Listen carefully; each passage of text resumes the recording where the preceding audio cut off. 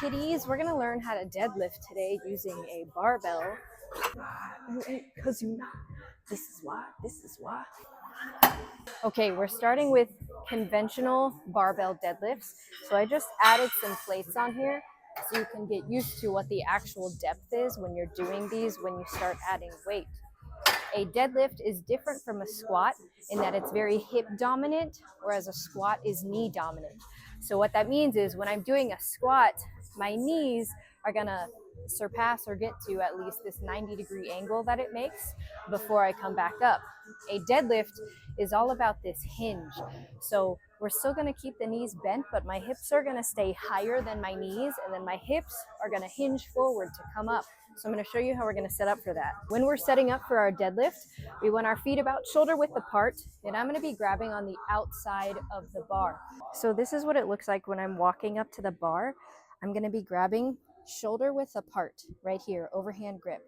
When you're doing a deadlift, you want your shins to be touching the bar because as you're pulling, it's gonna stay very, very close to your body. You don't want this weight to drift away as you lift. Now, I want you to notice where my shoulders are relative to the barbell. I'm too far forward, okay? So to fix that, we're gonna sit back. And this is gonna be our starting position before we come up. When you're setting up to pull, you want to pull the slack out of the bar first. So it's a little bit hard because it's super light, but if I just pull it like this, you can hear that little space between the barbell and the plate. It's like clicking and making some noise. We're pulling the slack out first so that when we start to add heavier weight, we're not caught off guard by that little space. So when you set up, we're gonna be right here. We're gonna pull the slack out of the bar. This is also gonna help us engage our lats. Because remember, this is an entire posterior movement. So we're gonna be working the whole backside of our body if we're doing this right, with our legs being the driving factor. So we're here, I pull the slack out, I'm engaging my lats to come up. I'm thinking about hinging forward, and I'm here. I'm gonna come back down. When it comes to your breathing and bracing, as always, you need to make sure that you're bracing properly, but you wanna exhale to come up and make it a forced exhale through the mouth. So it's gonna sound like this, inhaling.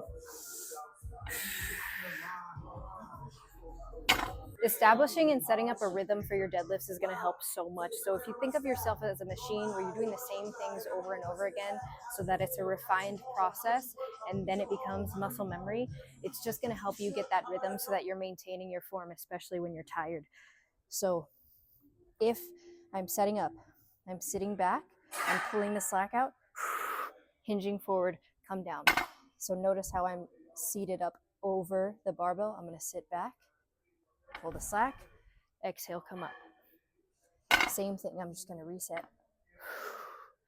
This is great if you're not somebody who lands right back into the position that you need to be in for your deadlifts. When you're lifting, instead of looking up and leaning back, keep your chin in a neutral place. So pick a spot like 3 to 5 feet in front of you to stare at.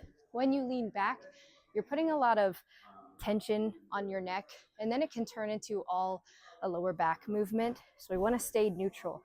Then I'm also thinking not about standing up and leaning back, but more so about hinging forward and staying here. If you're doing your deadlifts right, this works your glutes, your hamstrings, we can hit some lats and a little bit of lower back. But if your lower back is mainly doing the work, take a video like I'm doing right now and see your form and how it looks.